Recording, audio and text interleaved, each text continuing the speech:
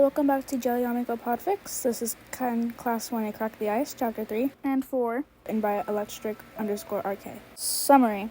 Fuyumi and Natsuo drop by the dorms. Another big hint passes the class by. Class 1A were once again hanging around in the common room area of the dorms, all split off into their little groups.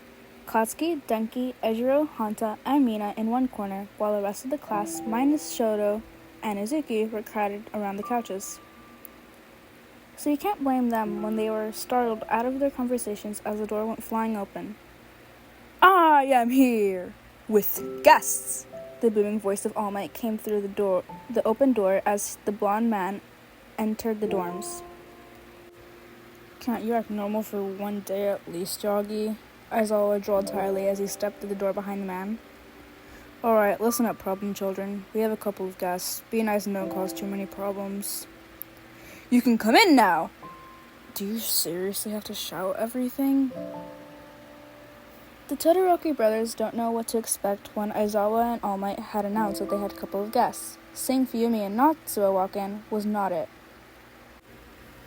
"Shouto, Izuku, how are you both? It feels like it's been ages since we saw you last." "Fuyumi-ni, Natsuo-ni, what are you doing here?" Shouto spoke, eyes wide in surprise. "It's good to see you both," was all that Izuku said in response to seeing them. Giving his sister a hug, he leaned in to whisper to her, "They don't know Shouto and I are brothers. They don't even know I'm a Todoroki." Now that explained why he had acted so aloof towards them. "Anyway, we're only here to invite you and a few of your friends to come over to the Todoroki house for dinner at the weekend.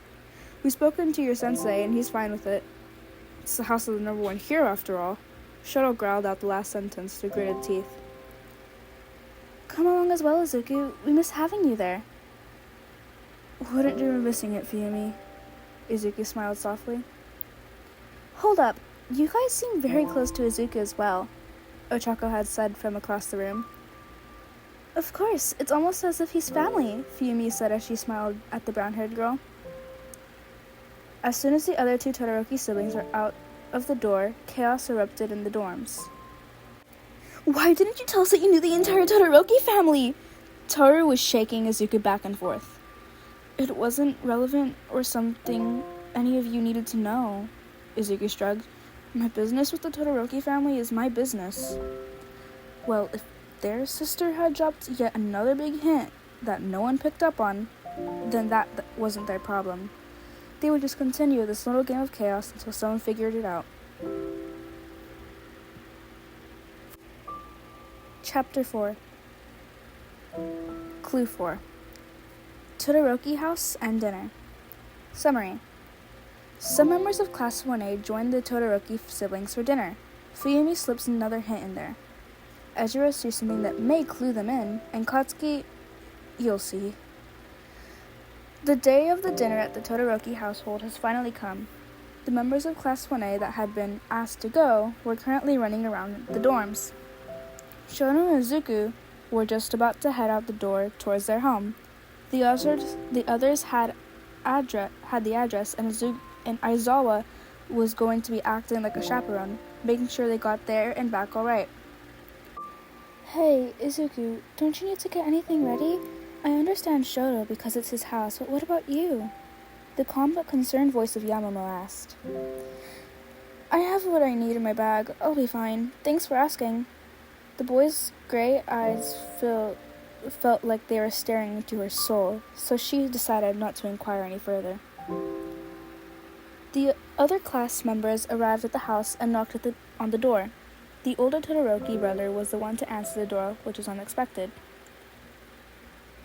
"Where are Shouto and Izuku?" Izuku was in the kitchen helping Fuyumi with cooking, and Shouto was in his room getting ready.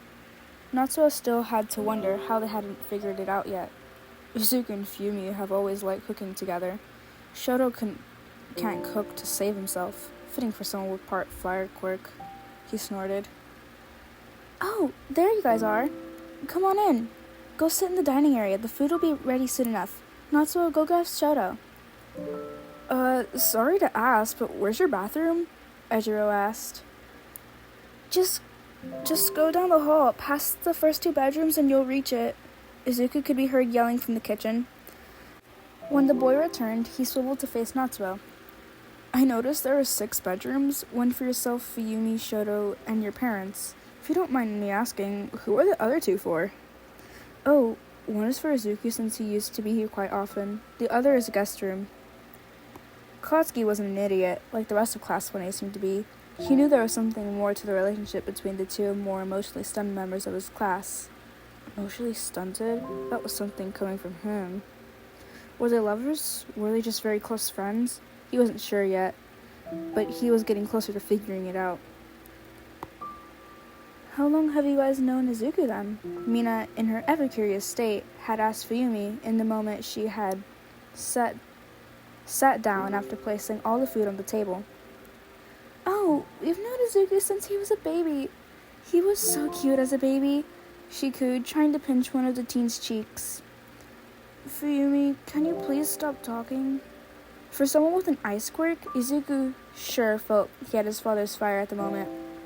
Meanwhile, Shouto was just studying reactions from the place beside Izuku, trying to suppress a smirk. How many clues did they need? Izuku had gotten up to refill some drinks for people. The perfect opportunity for some digging.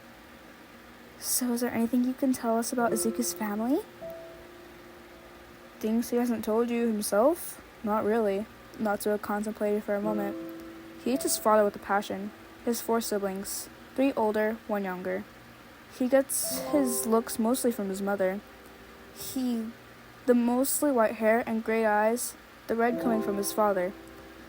His quirk is even from his mother.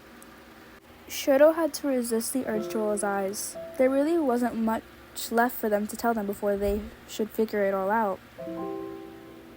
That was chapter 3 and 4 of Can Class 1A Crack the Ice? Thank you for listening. Bye-bye.